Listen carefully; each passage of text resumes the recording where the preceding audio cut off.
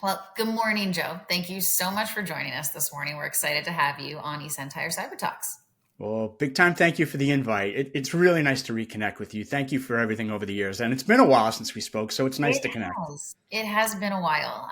So I'm hoping that our listeners are going, Joe Panettieri, I know that guy, but let's make sure that they understand the leadership and the influence that you've had in the cybersecurity space over the years. Joe and his business partners were the original creators of many media properties that continue on to this day.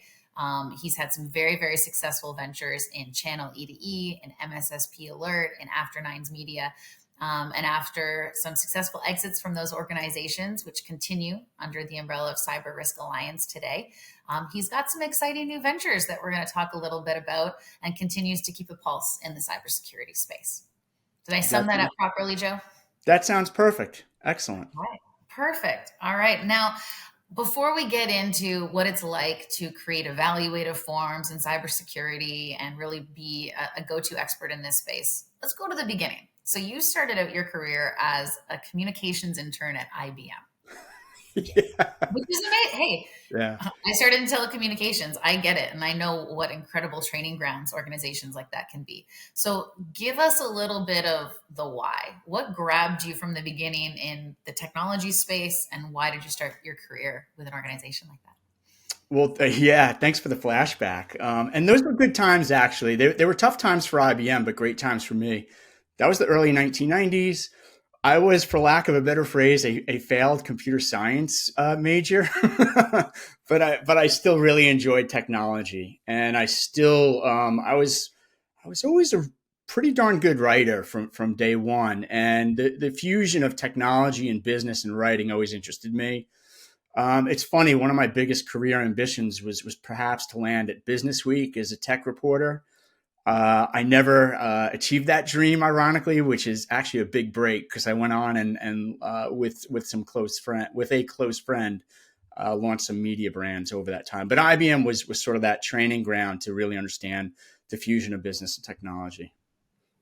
What was it about that training ground that helped catapult you? Was it discipline? Was it approach? Was it like, what was it that you really learned in starting your career there? I think it was, it's almost like there's multiple stepping stones that lead to a bigger springboard of multiple breaks. So I'm mixing all my metaphors, but to give you just a quick recap, I got very fortunate. Right out of IBM, I somehow landed an interview with Information Week, which at the time was like the journal for IT management and business. It was sort of like the business week of the IT market. This is the 1990s. And I worked for the best group of mentors and journalists there were in the IT market at the time. And they trained me to think like a Wall Street Journal and or Business Week reporter, but also to have some technology chops. Like I'm not a guy you'd want programming and developing your business on the IT side, but I knew just enough to be dangerous. So I think that in my early, I tell you, big breaks. By the time I was 24, I interviewed Bill Gates. It was like, and those were just big breaks that the platform of Information Week provided to me. So I'm forever thankful. Wow. All right. Well, one of the things that we prioritize from a marketing and communications perspective is trying to make cybersecurity digestible. And I Hmm. think that's actually one of the things you and I first aligned on is how do we take all of these abbreviations and complexity and make it simple for a customer to understand. And so can you give me a little bit about your priorities when it comes to, you're at Information Week, you've been in IBM, you've built your own property. What are your communication priorities when it comes to cybersecurity? Uh, you know, I think my cyber focus and priorities have evolved over the years. In the early days, it was very enterprise focused because I worked for Information Week. By the 2000s, it started to shift to the managed services market. That's really when I discovered MSPs and IT services and small business. And my thesis became, wow, increasingly as cloud proliferates, as mobile proliferates, as SaaS proliferates, IT will be incredibly easy for small businesses to consume. But the bad news is small businesses don't necessarily understand how to set up and manage IT, but they could pay for it at this point. So I knew MSPs would become sort of that focal group, the champions of managing cyber for small biz. So, what were my priorities? I think I always wanted to understand the math behind the scenes. Whenever a company was raising funds or announcing new products or services, there's a gentleman in the industry. His name is Gary Pica, and he's from True Methods. And Gary is like the ultimate coach of managed services. And he would always say, no matter what it is in IT, it's a math problem. Do the finances work? Does the math behind it all work? If you can make the math work, then maybe you have a business here. Maybe your technology solution can work. But I always tried to get back to the numbers, the finances behind everything. And that's become even more important to me now in angel investing and things of that nature. It makes a lot of sense. We're pushed all the time to demonstrate return on investment, to demonstrate value. And, it's easy to do the fear mongering angle. And as much as everybody in our space thinks that we've matured beyond fear mongering, there's a bit of an intangible to how you measure and define risk. And we have to be able, as an organization, as a collective industry, to do a better job of really maturing that and showing our customers, no matter if they're SMB or large scale enterprises, the so what. Here's what you can expect. Here's the level of maturity that you can grow to with our solution, our service. And here's how it changes over time. So I'm with you on that. I think that's definitely one of the top priorities. As we've seen this maturity, so you talk about going from enterprise to managed services, what are some of the technical ebbs and flows that you've seen? Because I think this space is kind of, I liken it all the time to like fashion that keeps repeating itself. So we're seeing the bell bottoms come back, we're seeing the wide leg jeans come back. Cyber is the same. So what are some of those emerging trends that are not so emerging, that are coming back again, that you're witnessing? I love the question because you're right. Everything old is new again in IT, with a new innovation wrapper around it, right? Which is wonderful about this industry. But the older I get, the more often I say I've seen this before in a different market or a different wave, and now it's reshaping in this new wave. I would say the number one trend that has never changed. My thesis. I had this business partner at the time. She's still my best friend, Amy Katz. We've known each other since the late 90s. By the early 2000s, we were building media businesses together. And as part of the thesis for our businesses, one of my true beliefs was everything will be managed. So what does that mean? When it comes to IT, no matter where it is, on-premise, hybrid, cloud, it will be managed. So the trend there, the thesis is everyone was always concerned that managed services would become commoditized and MSPs, their profit margins would go to zero, et cetera. And I never believed that thesis because I believe in a managed services umbrella where services move in and out of that, where you just continually evolve and add new services that are higher margin and you fade out the old ones. So I think that wave continues. Whether it was EDR a few years back is the big wave. It's still big, no doubt, but EDR is a big wave, then MDR being a big wave. And now AI is some sort of next gen of all that with, it's interesting. Everyone's talking about AI and I think they forget that with EDR, well, that was machine learning. That was AI. And so we've all been through this AI journey multiple times. The difference now is I think it's much more consumable. And I'm stealing words here from Microsoft's CEO and others who basically they look back at the internet and the internet wasn't very consumable until the browser came along and everyone was like, oh my gosh, now I can consume the internet.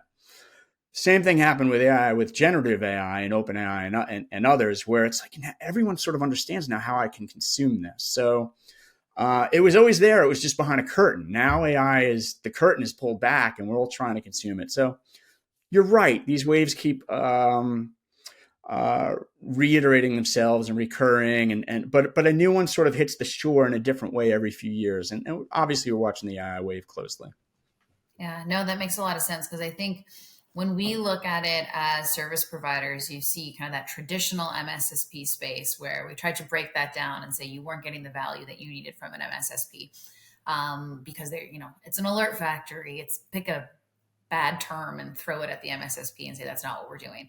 You need an MDR provider. They're doing proactive threat hunting. They're doing response. They're actually taking remediation action from you if they're delivering a service outcome that's what they've promised. But now we're kind of seeing this shift where I would say things that are typically deemed like an advisory service, like continuous threat exposure management, entity-based threat identification, those things are expected from MDR providers and not always in that very narrow niche of MDR. And Right. so I think what we're seeing is those larger scale managed service providers have focused the niche service. The niche service providers are now expanding again. And it's a really interesting time in the service provider as a service market because we are all starting to expand portfolio. So I would say things like continuous threat exposure management. Obviously, you mentioned proliferation of cloud services, of course. That acceleration is continuing. Identity as a service continuing to kind of reemerge and be more relevant. And the one that I don't think anyone's nailed would be how we are all addressing zero day, zero trust, zero-day attack, because it's core to every part of our being an entity as a solution provider. And I think it gets narrowed too often to be like a particular service area. I don't think Yeah. that's Yeah. accurate. It's interesting. You mentioned all these different waves, right? And at the one hand, it's overwhelming. It can be overwhelming for the CISO, for the CIO, the corporate executive, but also for the service provider, right?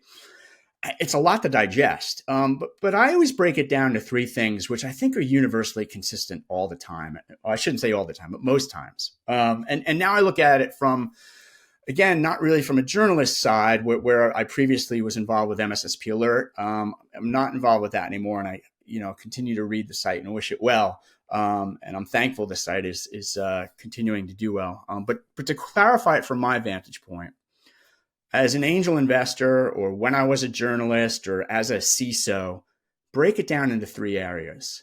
There's the talent. How much talent is required to address each wave that you just mentioned, right?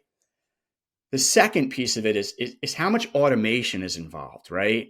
So talent plus automation. And then the third piece of it, or the third leg of the stool is, well, who owns the intellectual property behind that automation? So I think whether it's the service provider, the end customer, or the technology vendor, if you could do a deep dive in each one of those areas, you can really begin to understand who's going to be successful and who isn't. Because I think the danger right now, or ongoing with each one of the trends you mentioned, is every company can claim to offer those services.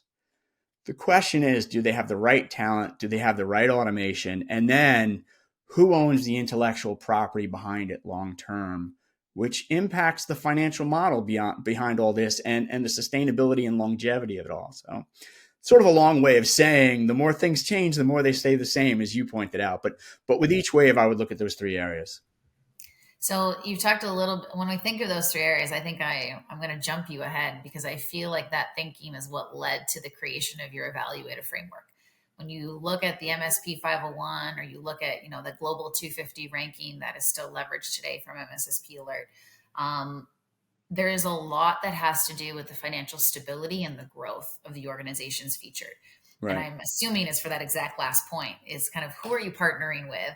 And will they be here tomorrow? And do they have the foundation to service you? Right.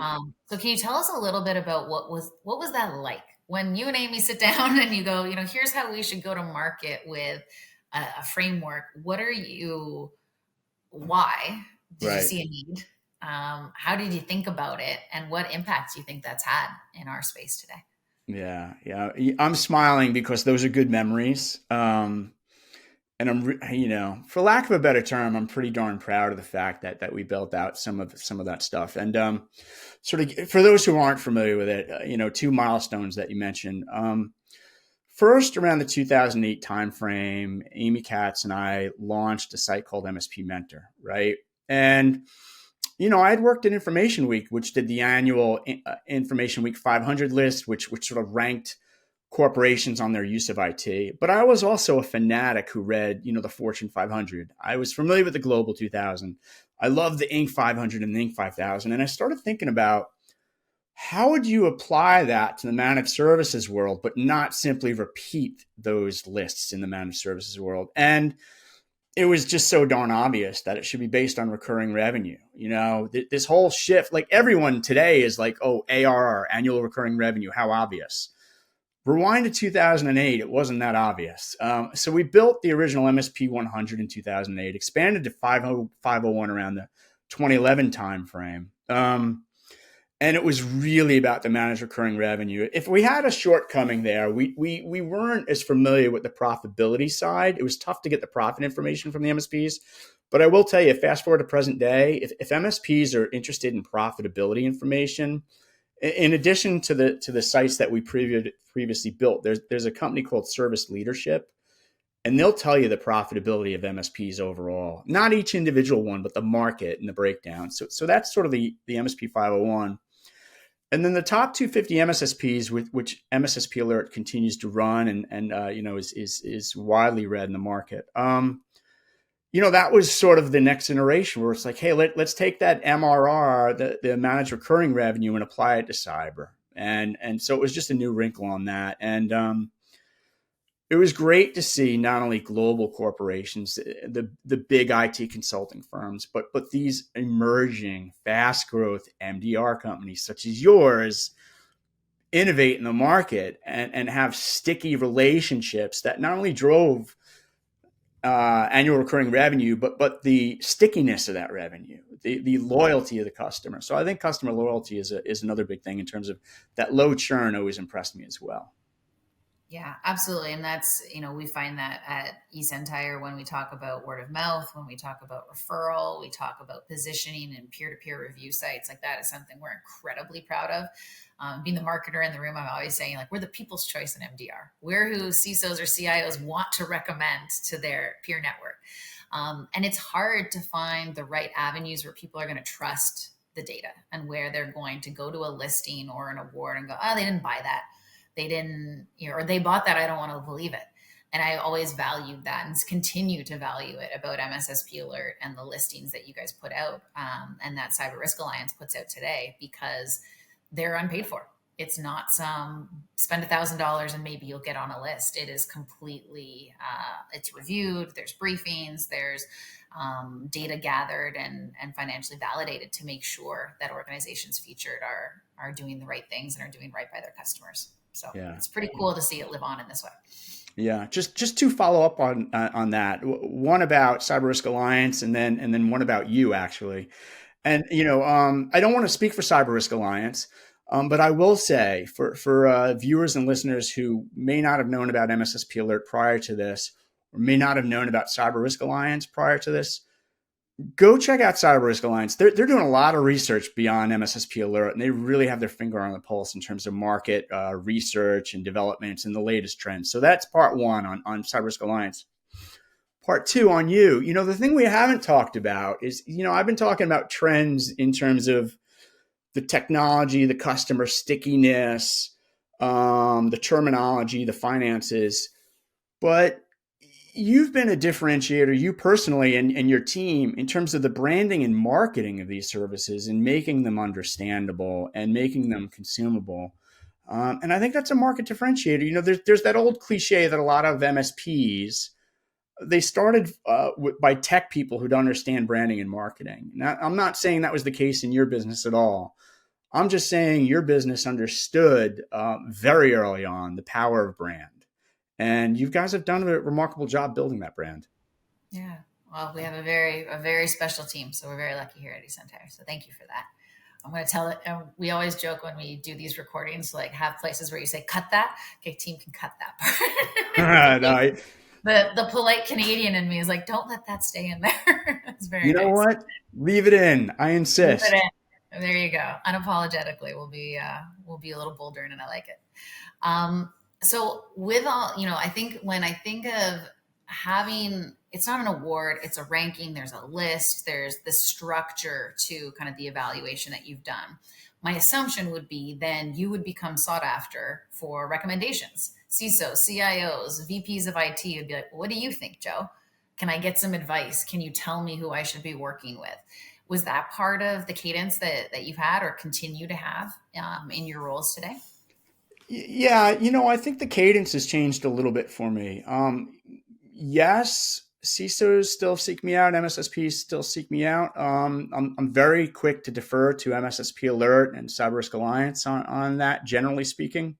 Um, however, I do hear from people about the same questions you asked, these technology waves. I hear from a lot of people who are trying to figure out their next career move.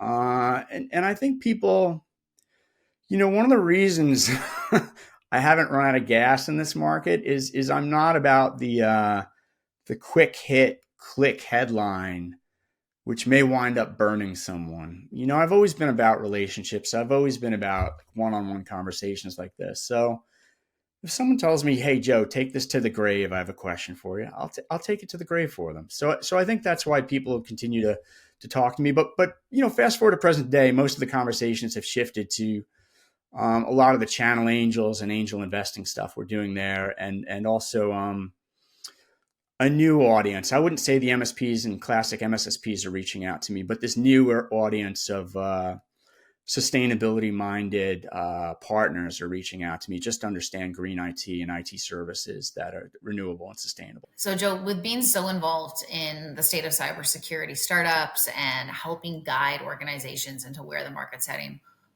how do you think about it? How are you defining the current state of cybersecurity startups, and what are you seeing from these new players coming into the space?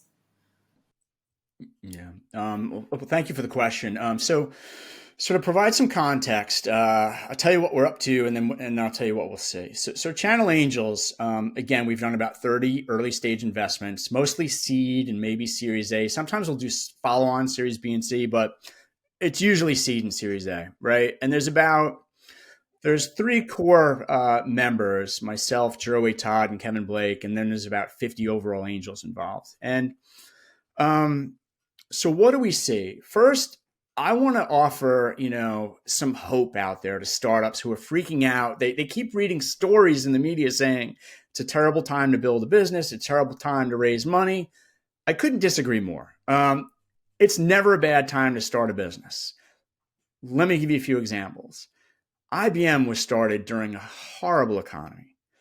Microsoft was started during a horrible economy. Apple was started during a horrible economy. Don't worry about the economy. Execute on your plan and be reasonable about your plan. I think the big difference right now is we've all read 5 to 7 years worth of media coverage. I wrote some of it myself talking about unicorns, billion-dollar startup valuations. It's going to be tougher and tougher to build a unicorn, but there's still nothing wrong with building a company that's 1/10 that size, which is $100 million, or 1/100th of that size, which is a $10 million startup company that can go get funding. So my advice is go be humble about your valuation, and really think about a faster path to profitability. But the overall cyber market, especially with AI coming on now, it's still so fragmented. There's still hundreds of companies out there that haven't quite nailed it. So I think there's plenty of opportunity to come into the market with new cyber tools. We're investing in a few companies here and there.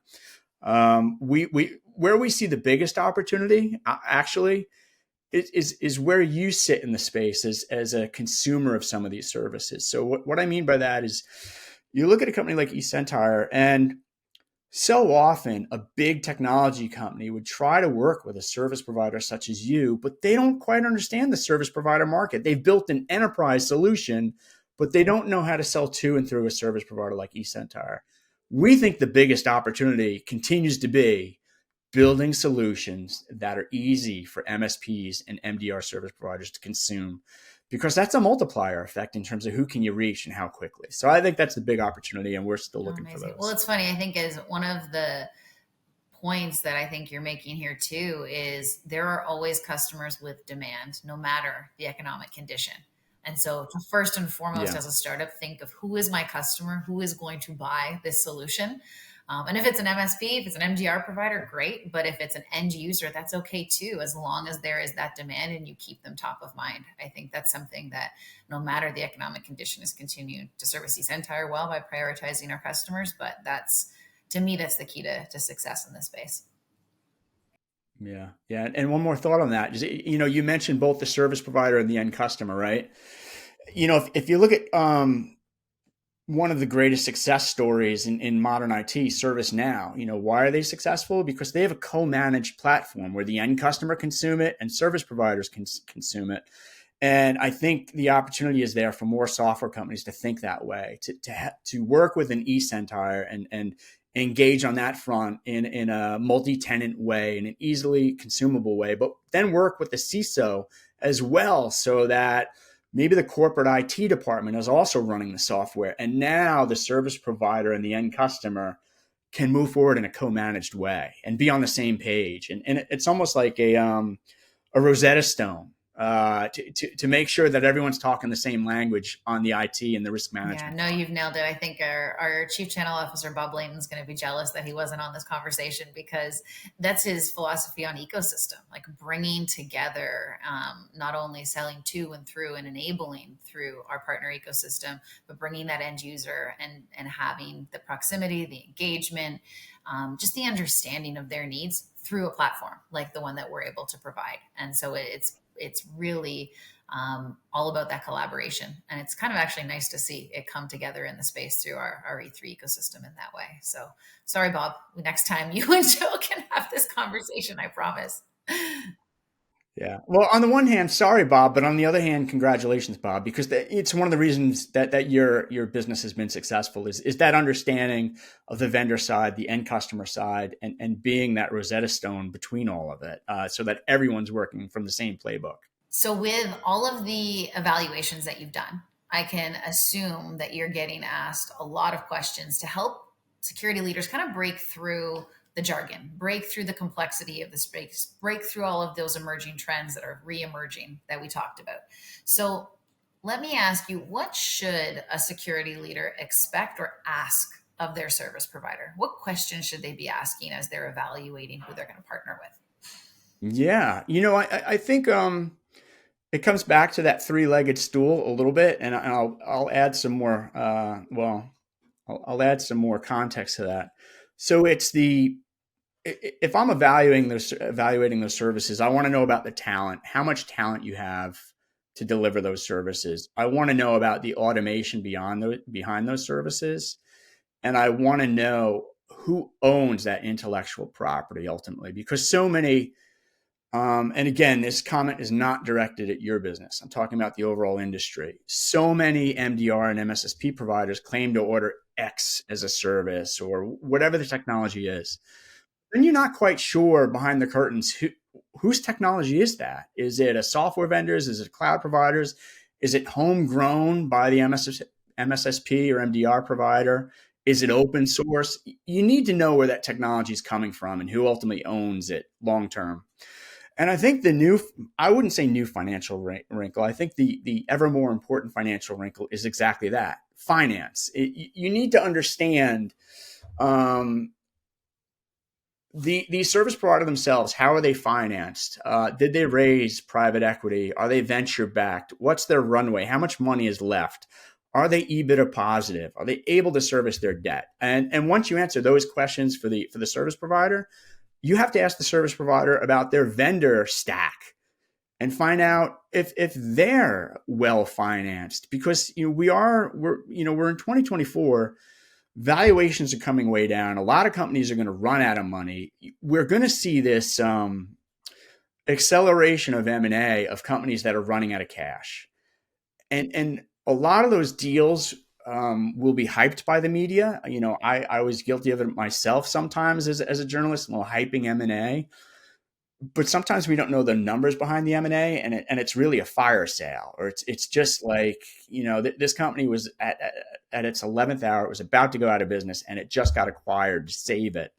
So I think you understand the financial situation behind these companies, because you're going to see a lot of movement on the monopoly board in terms of who's buying who survives and who doesn't.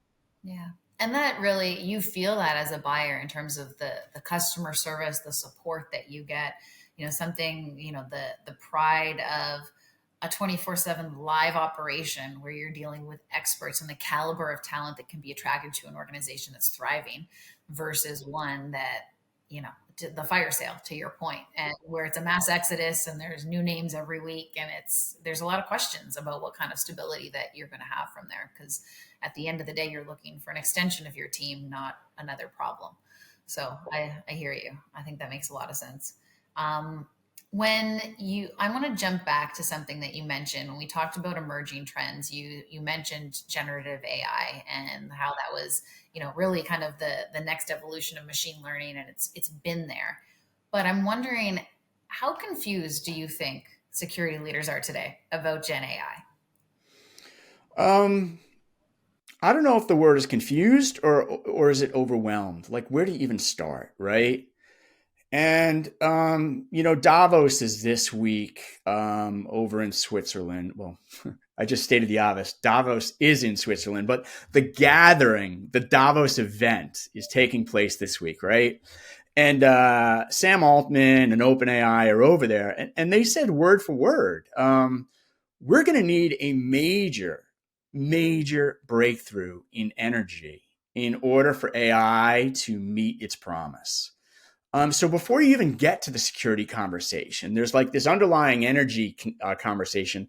But once you get to the security conversation, again, I think it comes back to those three legs of the stool. Like, okay, so as a security provider or as a service provider or as the end customer, who's the talent that is sort of co-piloting with AI? What's the automation framework? Who's providing that, and who's the underlying technology provider? Because the thing I'm worried about with generative AI is runaway costs. The same way that when cloud came along and everyone thought they were going to save money, but then they saw their consumption of cloud go through the roof and their expenses go through the roof. Not always, but with some applications, we're going to see that again with AI, and we'll see it to some extent in the security market. So I would be very wary not only of the technology, but of potential runaway costs with this stuff. I would also watch, we're recording this in mid-January. I think Microsoft's next financial results are due out on January 30th, give or take.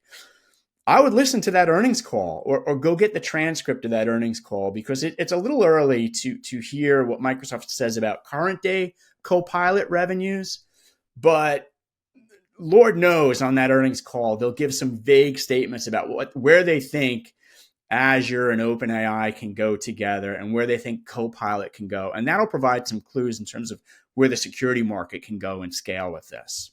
But you know, I think the biggest problem is being overwhelmed, and just slow down and consume some easy to consume information, particularly Microsoft's financial results, publicly available information, plenty of AI information in that. Start there. Yeah. I feel like security leaders are tasked with kind of two spectrums here. They've got the business efficiency transformation opportunity that their organization is incredibly excited about. And then they've got this big question of control. And how am I going to implement? How am I going to police? How am I going to track? And what does that look like? And then back to your three-legged stool, what is the technology I'm using? What's my service provider using? How mature is the talent that's building, that's supporting this overall AI control, if you will? What does that look like going forward? Like, there are a lot of questions, and I agree with you. I think that there's some major players out there that are leaps and bounds, making significant investment in AI. And then I think you've got providers, eSentire included, that are including AI capability and LLM capability within our service today. And we're doing that because we don't believe that this is going to replace people for, the SMB or mid-market organization. When it comes to cybersecurity specifically, I think that's a bit of a misnomer to say you're not going to need a 24/7 SOC. You're not going to need that capability because you have an AI tool. So we'll see how that kind of continues to play out. But I agree. I think everybody's got to continue to read, continue to engage. Um, and really ask the question of their service provider of what are you doing when it comes to AI? Where is this model built? What does it look like? And how are you benefiting from automation in my system to make my service more efficient? It's going to be, I think, something that we're all talking about all year long, and it Yeah. won't be going away anytime soon. Just to build on that with one point earlier, you talked about instead of fear mongering, it's really about a risk mitigation conversation. So that's the way cyber should be. And fast forward to this conversation with AI, and your example applies again. So the end customer, the service provider, everyone should be asking, well, what are my new risks with AI? But what are my new opportunities to mitigate risks with AI? And how much of that is automation, and how much of it is people, and how do I marry that? And if you keep coming back to the business conversation, all that overwhelming technology stuff will settle down a little bit. Let your best technologists figure out the underlying plumbing for all this, but get to the business need and the business opportunity. Start with that, and you'll find the path forward. Yeah, very, very well said. Well, when you talk about business opportunity and the path forward, today you are involved in a number of different startups and a number of new organizations, particularly that have a focus on sustainable IT. Mhm. And so maybe tell us a little bit about that. One, what is the new world like for Joe Panettieri? And what are some of the organizations that you're working with? Yeah. Thank you for the question. So it's been about a year since I sort of did a personal reset. I've got a wife and three kids. I was trying to figure out, how do I want to spend time? Obviously, wife and three kids first in terms of priority, but there's just no way I could turn off my creative curiosity and content production and all that. So what I did was, I was already involved with a group I formed called Channel Angels, it's an angel investment group, and it basically invests in startups that sell to and through MSPs and MSSPs. So Channel Angels has been super fun. We're in 30 investments so far, across the IT spectrum. But I needed something to sort of organize and house my overall creative journey. So what I did was two things. First, I formed Mentore Ventures, which is the parent of everything I'll do going forward. And Mentore Ventures is exactly that. It's just designed to mentor not only myself but other startups that are part of this next wave of what I'm up to. So you got Mentore Ventures. Underneath that, you've got Channel Angels, the angel investor team and group. But the sustainability piece that you mentioned is a new media site owned by Mentore Ventures, and it's called Sustainable Tech Partner.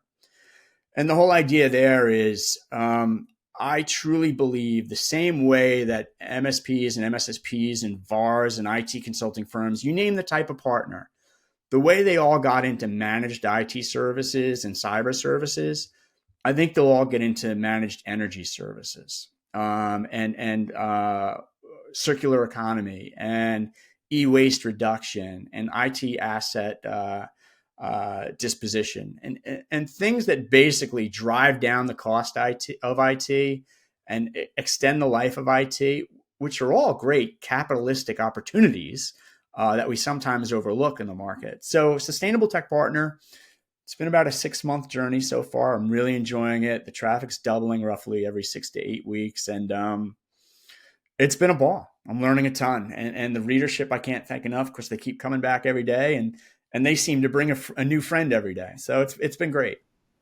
Well, that's what we want to hear, because I think it also demonstrates the commitment that we as a community have to sustainability.